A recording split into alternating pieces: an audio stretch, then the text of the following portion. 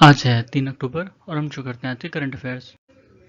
पहला है जल जीवन मिशन। अभी इसका एक सर्वे आया है कि उसमें बताया गया कि 62% रूरल हाउस होल्ड ऐसे हैं जिनको fully functional tap water connection मिल चुका है। ठीक है। अगर जल जीवन मिशन की बात करें तो ये अगस्त 2015 में लॉन्च किया गया था। इसका उद्देश्य था कि 2024 तक सभी रूरल हाउस होल्ड को एक functional household tap connection मिल जाना चाहिए। ठीक है।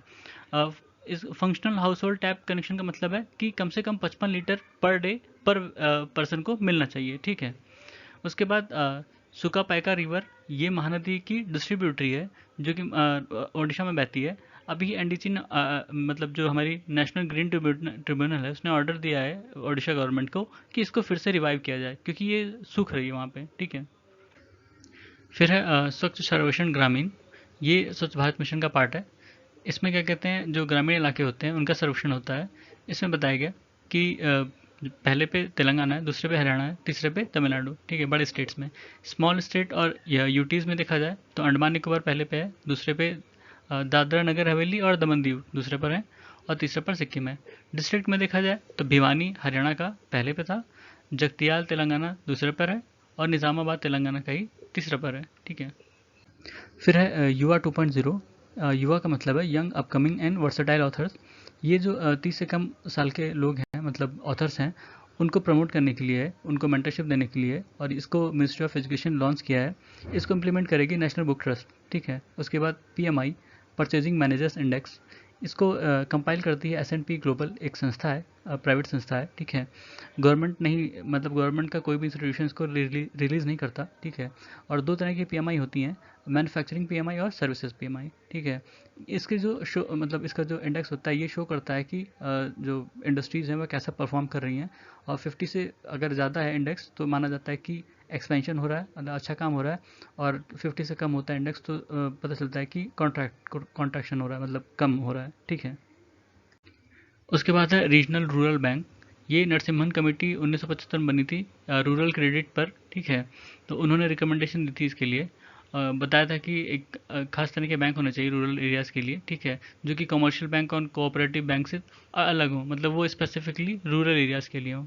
तो उसके लिए उसके बाद ही ये रीजनल रूरल बैंक एक्ट पास किया गया था 1976 में। और इसके जो ऑब्जेक्टिव्स हैं, मतलब इनका उद्देश्य क्या था, जो क्रेडिट गैप होता है रूरल इलाकों के लिए, ठीक है, उसको कम करना। और जो रीजनल इम्बैलेंस है रूरल और अर्बन के बीच में, कि अर्बन ज़्यादातर बैंक जो होते हैं अर्बन एरियाज़ में होते हैं, रूरल को नहीं मिलता। ठीक है। लोगों को गांव से शहर जाना पड़ता था बैंक। ठीक है। तो उनके लिए वहाँ स्पेसिफिकली एक बैंक रखा गया। इसका ये मतलब नहीं है कि जो रूरल इलाके में बैंक बने हैं वो अर्बन को नहीं सर्व करते हैं। अगर आसपास, मतलब वो सटे एरियाज़ में हैं, उनसे अर्बन एरियाज लगे हुए हैं, तो वहाँ भी वो सर्व करते हैं। ठीक है।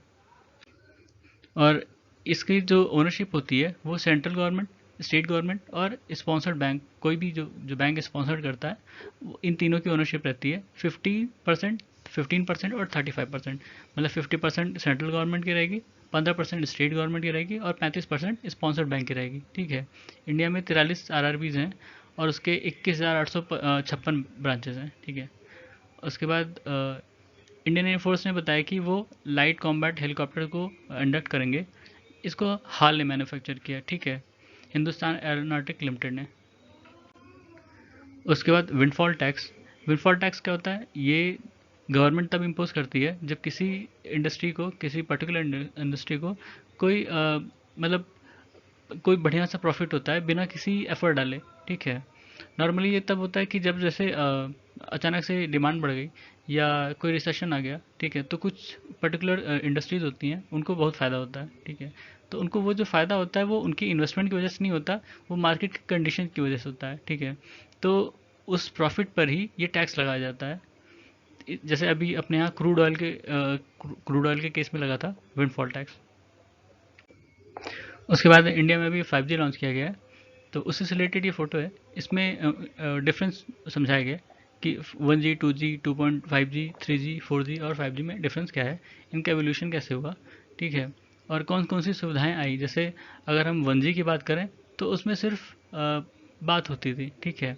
2G में टेक्स्ट मैसेज वगैरह होते थे, और 3G में नेट वगैरह आ गया था, 2.5 में भी आ गया था। ठीक है। GPRS जो हम लोग जानते हैं वो 2.5G तक आ गया था। और उसके बाद 3G में बाकायदा हम वीडियो कॉलिंग वगैरह हो गई थी, ठीक है। 4G में स्पीड अच्छी बनी और 5G उससे भी एडवांस। अभी इसके बाद 6G की बात हो रही है। हो सकता है कि 2025 तक 6G आ जाए या 2030 तक। उसके बाद है बोस्निया और हर्ज़ेगोविना, ठीक है। ये वेस्टर्न बाल्कन पेनिनसुला में है और इसकी कैपिटल है साराजेवो, ठीक है। ये एड्रियाटिक सी के किनारे है और इसकी जो नेबरिंग कंट्रीज़ हैं क्रोशिया, सर्बिया, मॉन्टेनिग्रो, ठीक है। और एड्रियाटिक सी यहीं पे है। अक्सर सी से रिलेटेड क्वेश्चन पूछा जाता है यूपीएससी में, और वो पूछ लेते हैं कि कौन सी कंट्रीज़ इस सी से लगकर हैं, कोई भी पर्टिकुलर सी दे देते हैं। तो इसमें देख लेते हैं, जैसे एड्रियाटिक सी से लगकर कौन सी कंट्रीज़ हैं। Italy, Slovenia, Croatia, Bosnia Herzegovina, Montenegro, Albania, ठीक है।